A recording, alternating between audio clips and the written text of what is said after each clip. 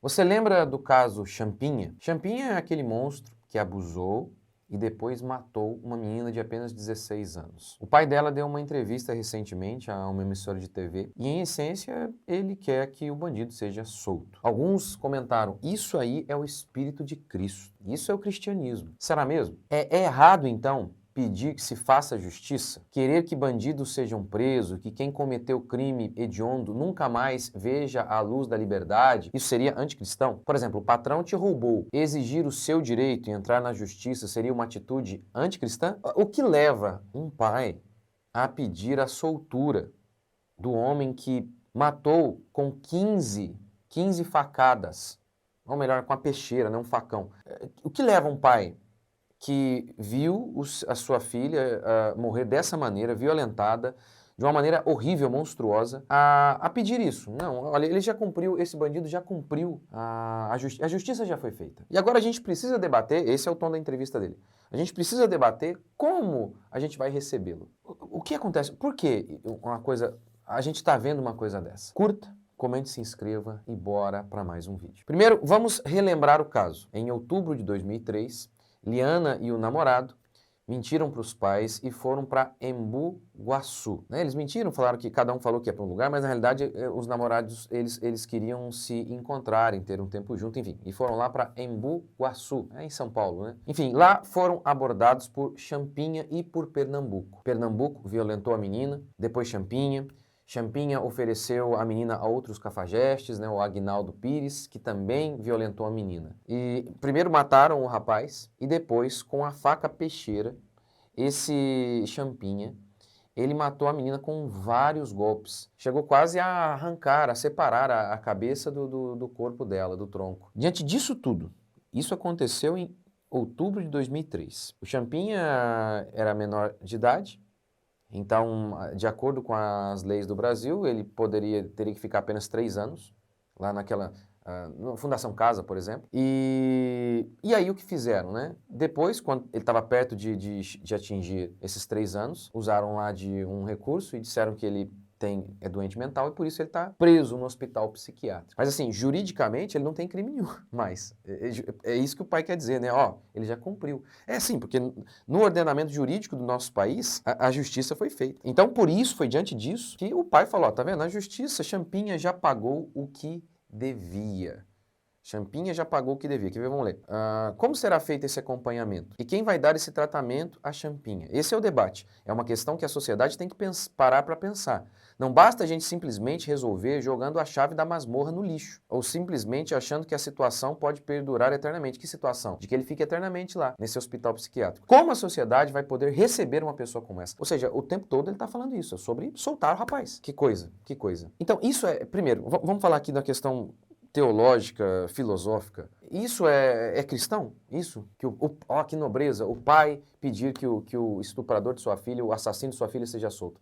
Isso é cristão? Ora, o dose é que muitos cristãos acham que é, hein? Nós lemos o quão misericordioso Deus é. A gente vê isso na Bíblia, sobre dar outra face, mas a gente esquece que Deus é justiça, que a base do seu trono é a justiça, que inclusive a misericórdia de Deus é feita de maneira justa. Sim, a cruz, o que é a cruz? O que é a cruz? É Deus salvando o homem. E é muito comum ouvirmos pastores falando sobre isso, que a cruz demonstra o amor de Deus. Mas Paulo, em Romanos 1, ele vai dizer que o evangelho, ele cita, ele fala o que é o evangelho. Ele vai apresentar o evangelho. Não me envergonhe do evangelho, porque ele é o poder de Deus para a salvação. Porque nele se conhece a justiça de Deus.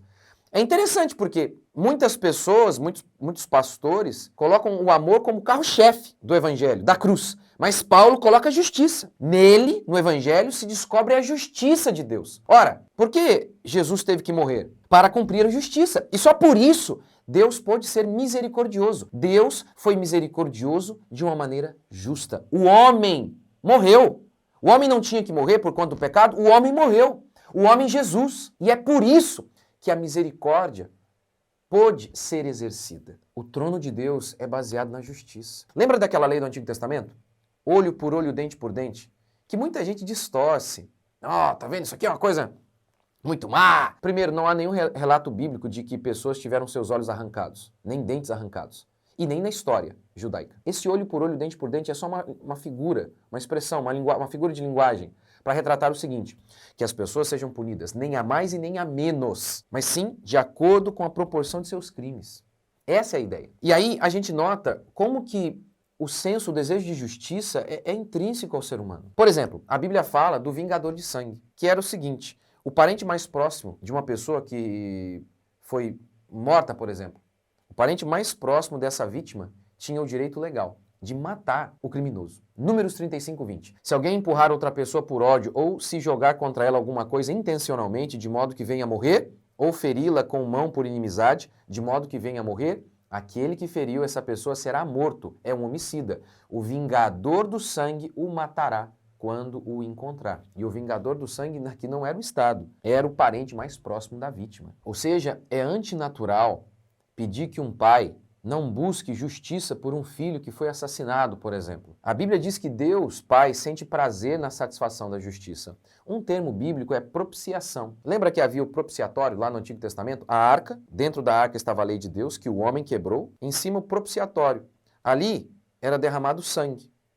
E assim a justiça era satisfeita, porque a lei foi quebrada, o homem tem que morrer. Era jogado ali o sangue de cordeiro, que era um símbolo de Jesus, o cordeiro. Então, a palavra propiciação significa o seguinte, aplacar a ira de Deus pela satisfação da justiça.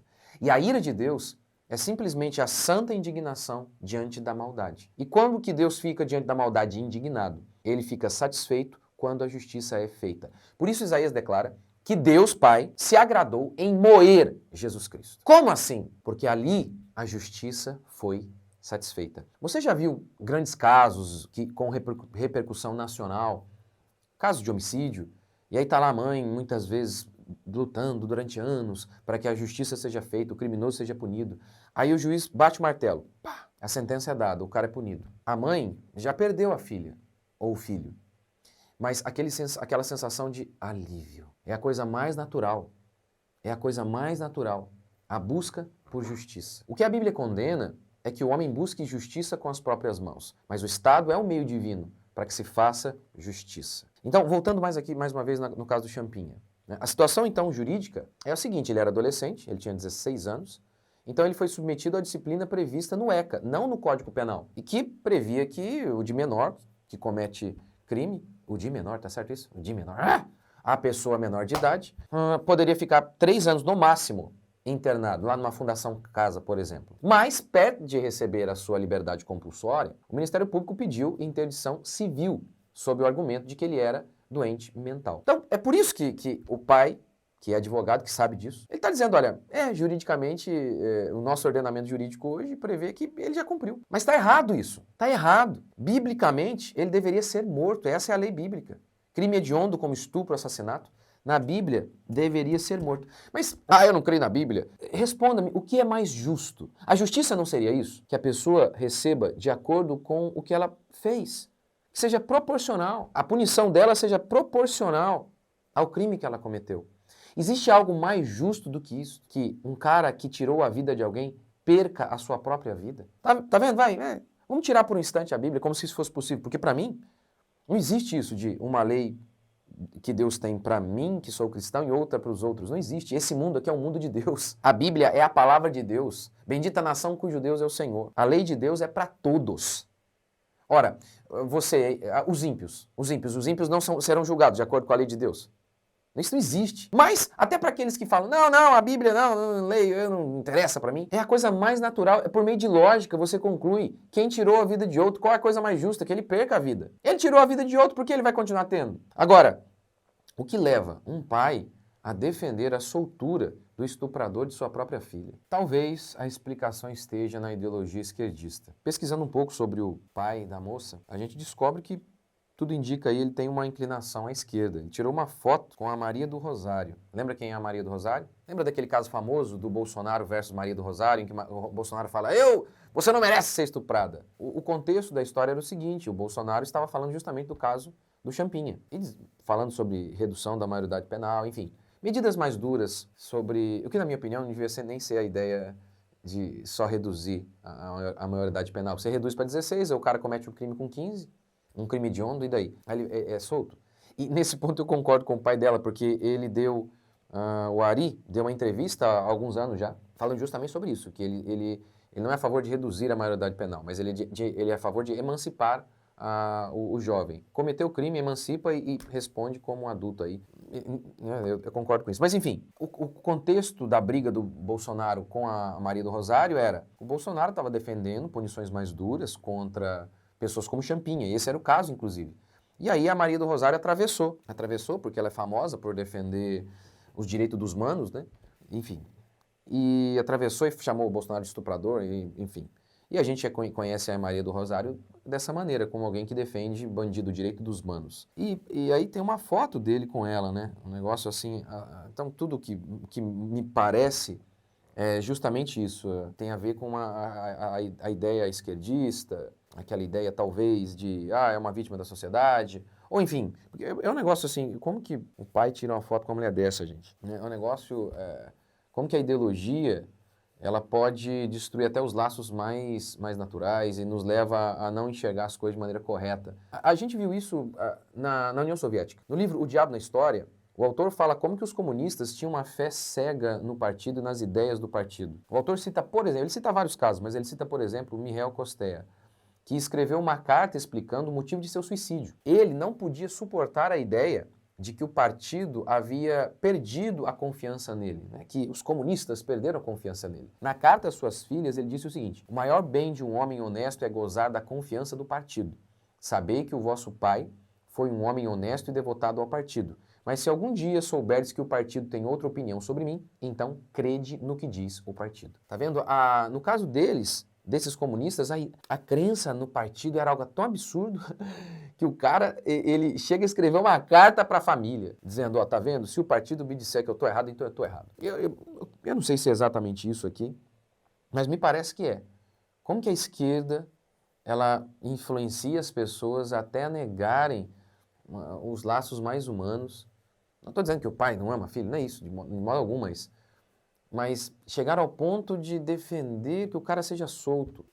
É um negócio assim, para mim não faz sentido nenhum, né? Enfim, os comunistas, que gente como Maria do Rosário defendam o direito dos manos, acho normal, mas cristãos, e muitos chamam isso de cristianismo. Não, a justiça é a base do trono de Deus. E a sua misericórdia, inclusive, só acontece porque Deus foi justo. Pastor, mas você não crê que bandidos podem ser salvos? Mas claro que creio. Lembra do ladrão na cruz? É bem provável que ele era terrível. Só criminosos da pior espécie iam para a cruz. Ele foi salvo, mas ele sofreu a pena de morte. Então, defender afrouxamento de punição a bandidos, isso não tem nada a ver com o cristianismo. Isso não é ser cristão, é ser desumano. É ser injusto. E nós precisamos nos lembrar que a misericórdia de Deus, mais uma vez, ela só se dá justamente porque Deus é justo, porque Deus salvou de maneira justa o homem. Portanto, essas ideias não confunda então. Não confunda cristianismo com comunismo. Defender bandido não é coisa da fé cristã. Até a fé cristã, ela prega a salvação a bandidos. Mas ela não prega dizendo, olha, não é bem assim, ele é vítima da sociedade. Não, ele fez porque fez, é criminoso, merece morrer. Mas Cristo há de salvá-lo por meio da fé. Mas mesmo a salvação não anula, não diz que ele é uma vítima. Não trata esse criminoso como a esquerda trata. De forma alguma. Portanto, não confunda a fé cristã com a esquerda. Não tem nada a ver. Mas e aí, o que você acha disso? Deixe seu comentário aqui. E esse é um caso muito difícil, mas foi o próprio pai que levantou isso. Ele disse isso, olha, a gente precisa levantar esse debate. E a gente precisa mesmo, afinal de contas, o que ele está defendendo é que esse criminoso, um cara desse tipo, volte à sociedade. Por isso, é claro que a gente precisa opinar mesmo sabendo de toda a dor da família, enfim. Não tem como, é um caso que a gente precisa debater. E aí, o que você acha? Deixe seu comentário aqui. Até a próxima.